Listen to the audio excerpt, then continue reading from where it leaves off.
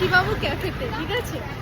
এত অনলাইনে শশীবাবুর ক্যাফে নিয়ে এত ভালো মানে সমালোচনা করা হয়েছে, এত ভাইরাল, মানে ভিডিও থেকে মনে হচ্ছিল মানে শশীবাবুর ক্যাফে খুব ভালো। আমরা এসে পুরো একদম মানে স্ক্যামে পড়ে গেছি, এত ফালতু ক্যাফে কোনোদিনও আসবে না এখন দেখতে।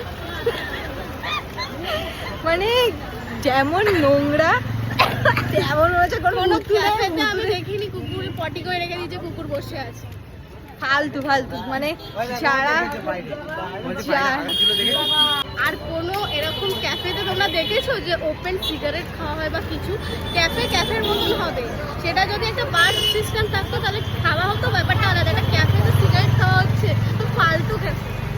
মানে যারা হয়তো ইউটিউবাররা যারা হচ্ছে প্রমোট করে তারা তারা হয়তো পয়সা দিয়ে হয়তো প্রমোট করছে, আর নাহলে খাবারগুলো কম দাম তাই জন্য প্রমোট করছে। বাট ওখানে অ্যাম্বিয়েন্সটা একদম ফালতু।